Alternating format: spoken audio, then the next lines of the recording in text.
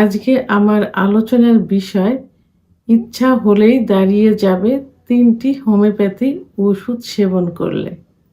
রমজানুল মোবারক। দেশের এবং প্রবাসের ভাই বোনদের প্রতি সালাম। আসসালামু আলাইকুম। আমি প্রভাষক ডাক্তার রিক্তা পারভীন, হোমিওপ্যাথি এবং আয়ুর্বেদিক চিকিৎসক। অনেক পুরুষই চেম্বারে এসে বলে থাকেন অথবা ফোনের মাধ্যমে পরামর্শ নিতে চান যে তারা তাদের স্ত্রীর কাছে গেলে অথবা পার্টনারের কাছে গেলে পর্নোগ্রাফি দেখলে এবং উত্তেজনামূলক কোনো কিছু চিন্তা ভাবনা করলে মনের দিক থেকে তাদের ইচ্ছা হয় যৌন মিলনের অথবা সহবাসের, কিন্তু তাদের লিঙ্গ দাঁড়ায় না। যখন তাদের বিভিন্নভাবে প্রশ্ন করি, যৌন অক্ষমতার চিকিৎসা নিতে আসে যে আপনার ইচ্ছা হলেই কি লিঙ্গ দাঁড়ায়, তখন তারা বলে থাকে যে সমস্যা ওইখানেই, ইচ্ছা হচ্ছে কিন্তু আমাদের লিঙ্গ দাঁড়াচ্ছে না, আমরা কোনোভাবেই স্ত্রীর সঙ্গে সহবাস করতে পারি না। স্ত্রীর কাছে শুইতে দেয় না, কারণ স্ত্রী গণ্ডগোল করে যে যেটার জন্য তোমার কাছে যাওয়া, তুমি যদি সেইটাই যদি করতে না পারো, শুধু শুধু কষ্ট দিয়ে কোনো লাভ আছে? তো অভিযোগটা এভাবেই থাকে। তাদের স্ত্রী, অনেকের স্ত্রী দেখা যায় যে আলাদা বেডে ঘুমোচ্ছে।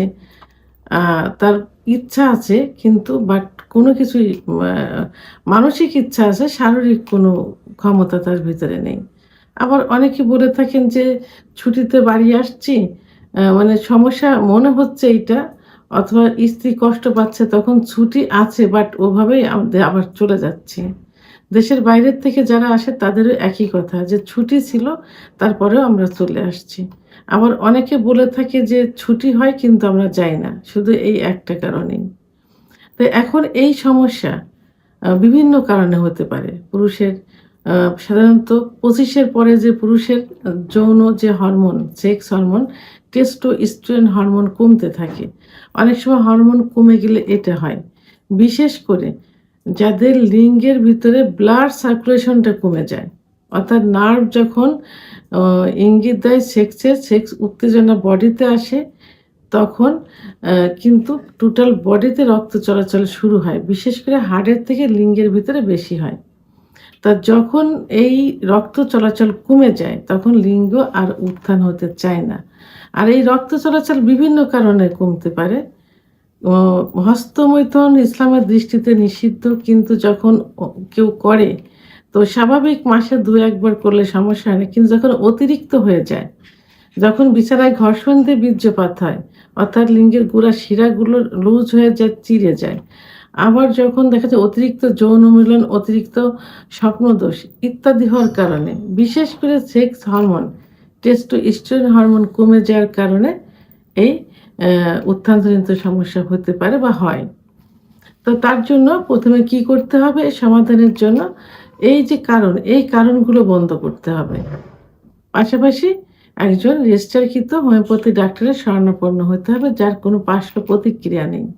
তো আজকে আমি ৩টি মাত্র হোমিওপ্যাথি মাদার টিংচার নিয়ে আলোচনা করব।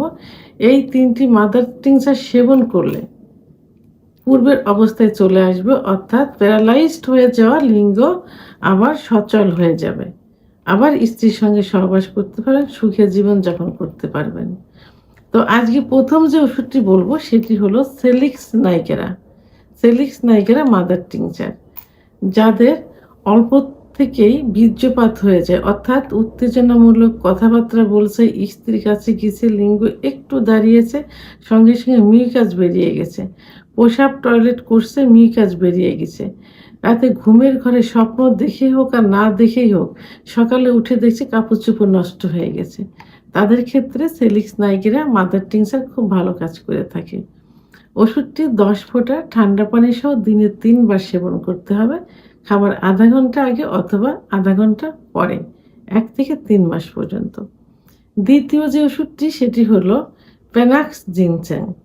প্যানাক্স জিনসেং যাদের লিঙ্গ একেবারে নিস্তেজ হয়ে গেছে, মানে উত্থান হতেই চায় না, হয়ই না, মনে হয় যে প্যারালাইজড হয়ে গেছে, তাদের জন্য খুব ভালো কাজ করে। ব্লাড সার্কুলেশন বৃদ্ধি করে দেবে। ওষুধটি ১০ ফোঁটা ঠান্ডা পানি সহ দিনে ৩ বার সেবন করতে হবে। খাবার আধা ঘন্টা আগে অথবা আধা ঘন্টা পরে, ১ থেকে ৩ মাস পর্যন্ত সেবন করা যেতে পারে। 3 নাম্বার যে ওষুধটি সেটি হলো জিঙ্গো বিলোবা। জিঙ্গো বিলোবা মাদার টিংচার। আ এই ওষুধটি যাদের লিঙ্গের ভিতর ঝিরঝির একটু হয়, মনে হয় যে সুরসুর করছে ভিতরে, লিঙ্গ একদমই দাঁড়ায় না, মনে হয় যে একদম প্যারালাইজড হয়ে গেছে, ঝিঁঝি লাগার মতো হয়ে যায়। সেখানে ওষুধটি সেবন করলে ব্লাড সার্কুলেশনটা বৃদ্ধি পেয়ে যায়।